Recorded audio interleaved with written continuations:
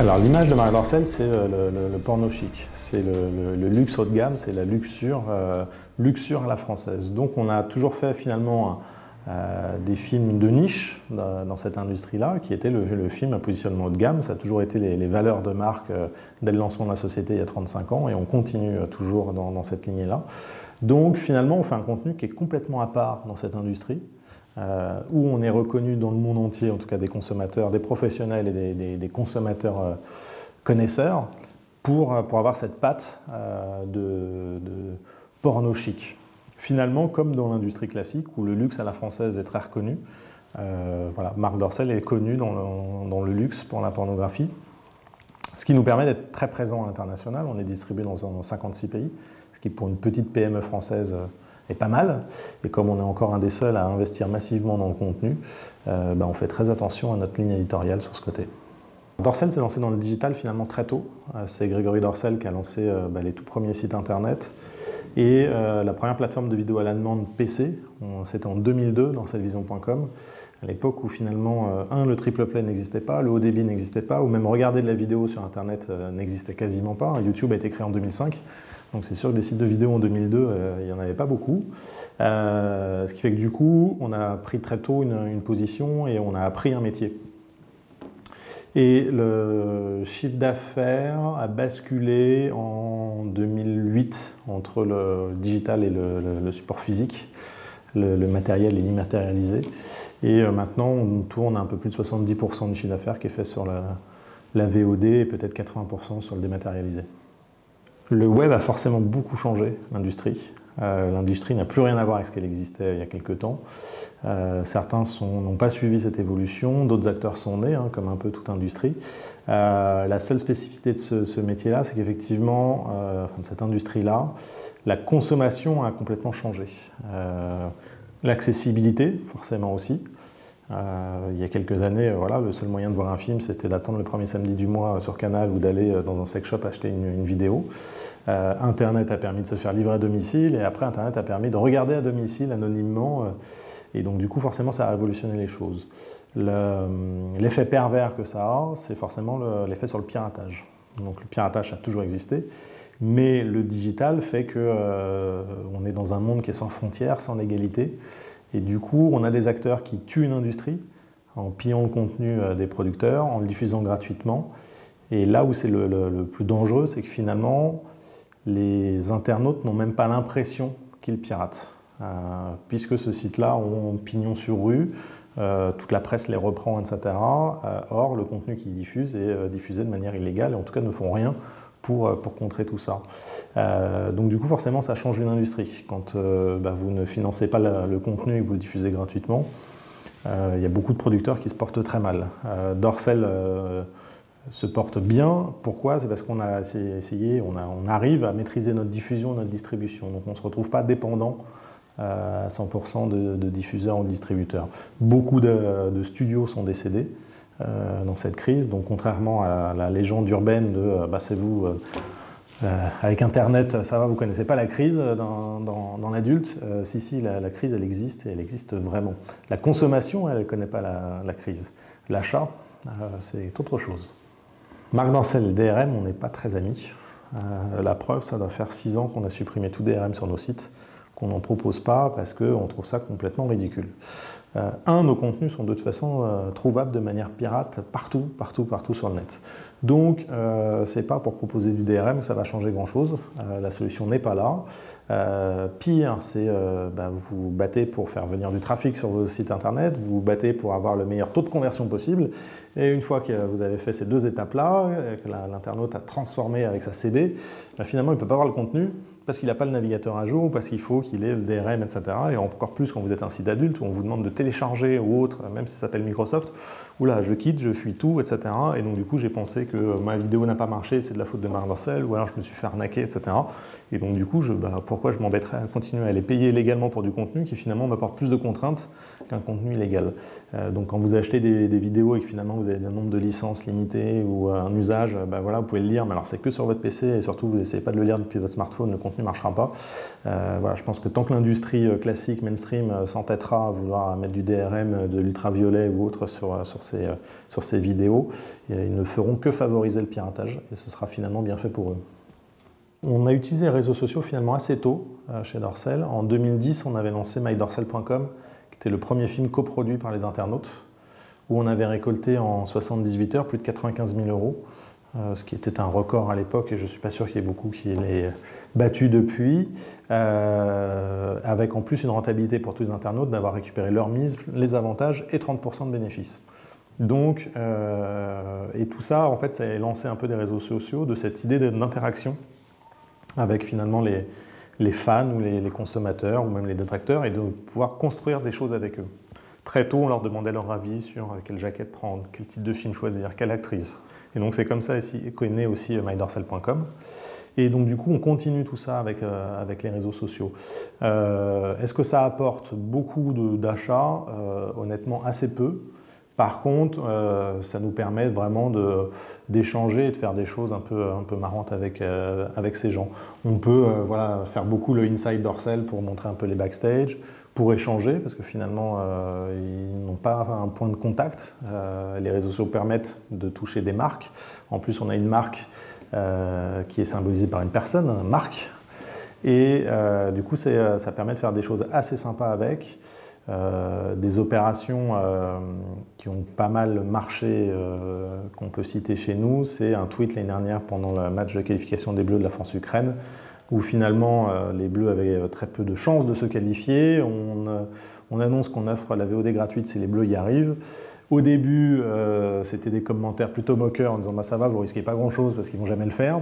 Et puis finalement, but après but, ça l'a fait, ça s'est beaucoup partagé, à tel point que tous nos sites sont tombés avant même le coup de sifflet final du match. Bah, c'est vrai que mes hébergeurs m'en veulent encore. Les réseaux sociaux ont vraiment permis pour nous d'avoir une vraie relation déjà avec le consommateur ou l'acheteur, les deux.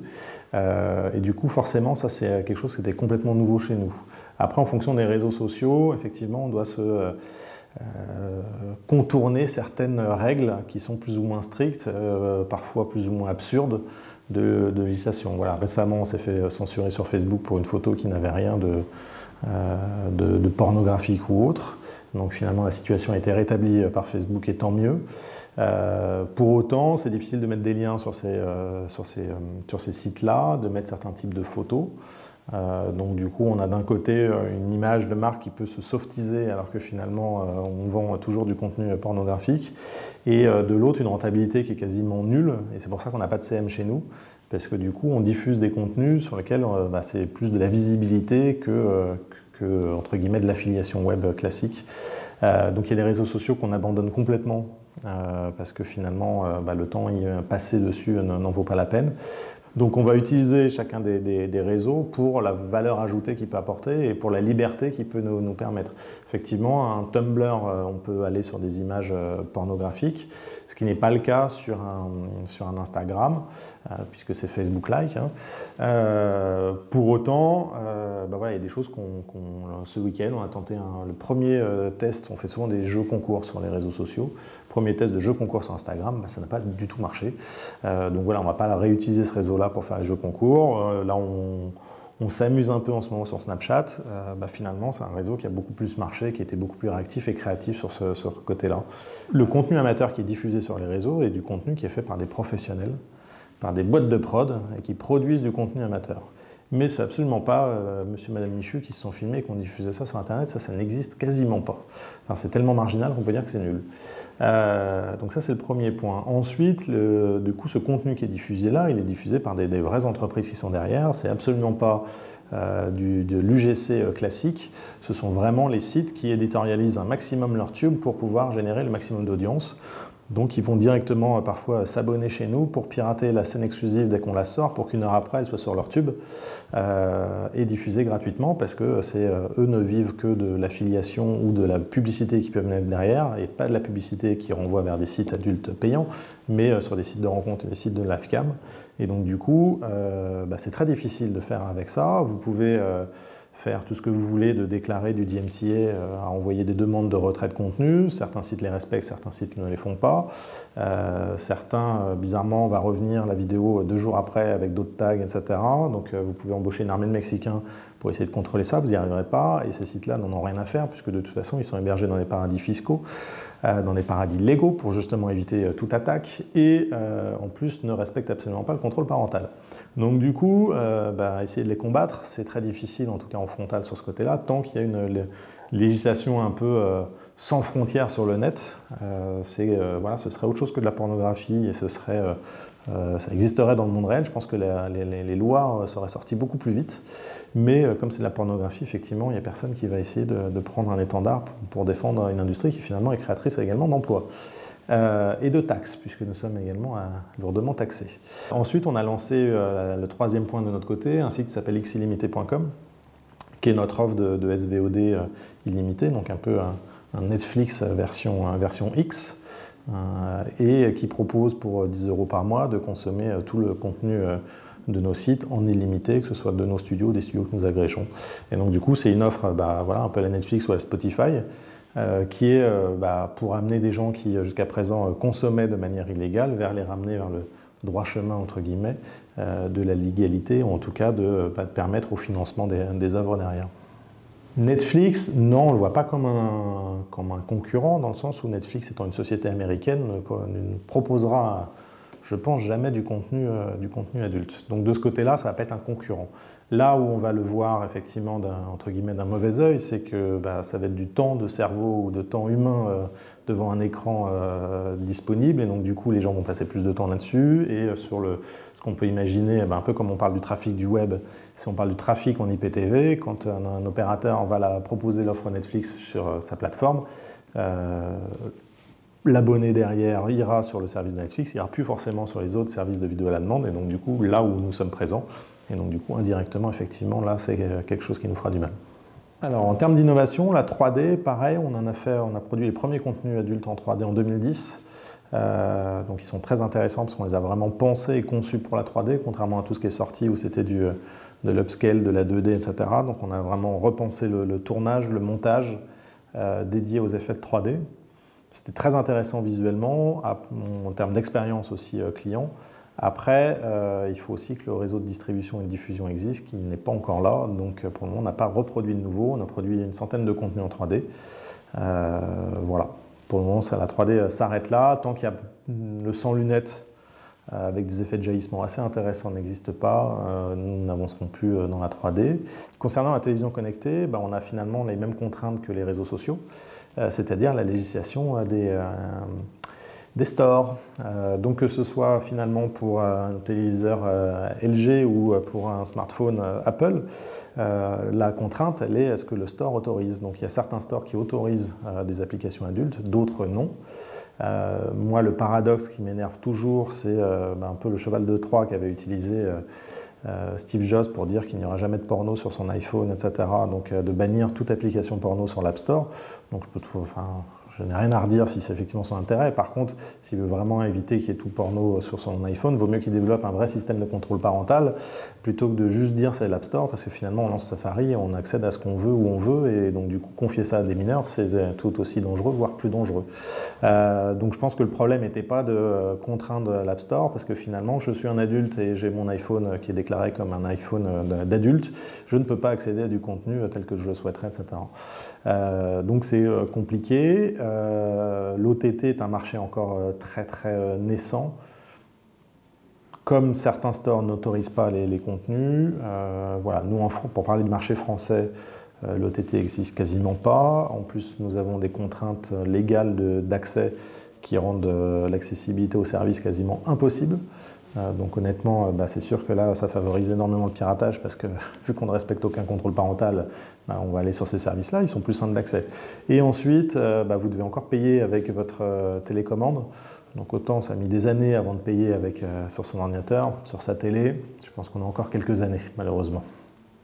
Oui, l'industrie pornographique a toujours été en avance sur les innovations. Et en tout cas, si une innovation est passée par l'adulte et a été... dont le business model a été validé par l'adulte, elle est suivie après par le mainstream. C'était le vrai pour la vidéo. Marc a été le premier à tourner directement en vidéo en 79. C'était vrai, voilà, l'audiotel, le Minitel. Ce sont des industries qui doivent énormément, on va dire, au Rose ou au triple X. Internet, c'est exactement pareil, beaucoup de sites d'internet. Nous avons lancé notre premier site de VOD parce qu'un player média à l'époque se lançait et voulait être installé sur tous les ordinateurs. Et donc du coup, sa stratégie était d'abord d'aller voir tous les sites internet adultes pour forcer l'installation de son player et pas celui de ses concurrents, et c'est celui-ci qui s'est imposé. Donc non, ça a toujours existé. Les seules industries dans lesquelles, les seules innovations dans lesquelles la pornographie n'est jamais vraiment allée, c'est tout ce qui va être HD, DVD ou Blu-ray, où l'HD et l'Ultra HD n'apportent pas grand-chose en termes d'innovation, voire c'est pas forcément ce que l'internaute recherche quand il regarde, le consommateur recherche quand il regarde ce genre de contenu, et donc du coup, ça n'a jamais été bien loin sur ce côté-là. Mais voilà, la vidéo à la demande, les premières plateformes, vous seriez à mon avis, je vous invite à demander le chiffre d'affaires, parce que je ne peux pas vous le révéler d'une plateforme de VOD mainstream qui propose de l'adulte. Je pense que vous serez surpris.